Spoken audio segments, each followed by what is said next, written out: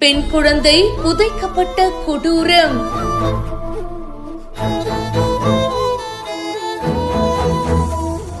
பதினோரு மாத குழந்தைக்கு நடந்தது என்ன?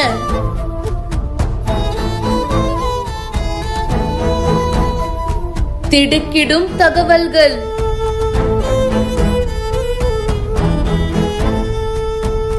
திருப்பத்தூர் மாவட்டம் கந்தளி அடுத்த மண்டலநாயனகுண்டா பக்கிரிகான் மட்டம் பகுதியை சேர்ந்தவர் ராஜ்குமார். இவங்களுடைய மனைவி முத்துலட்சுமி. இவங்களுக்கு ஏற்கனவே 3 பெண் குழந்தை இருக்கிறதா சொல்லப்படுது. 4வதா 11 மாத பெண் குழந்தையான கவியாழினி சில மாசங்களா உடல்நிலை சரியில்லை அப்படின்னு கூறப்படுது. இதன் காரணமா கடந்த 19ஆம் தேதி குழந்தை இறந்து போயிருக்கு அப்படின்னு சொல்லப்படுது. பெற்றோர்கள் குழந்தைய பக்கத்துல இருக்கிற தென்னந்தோப்புல புதைச்சிருக்காங்க.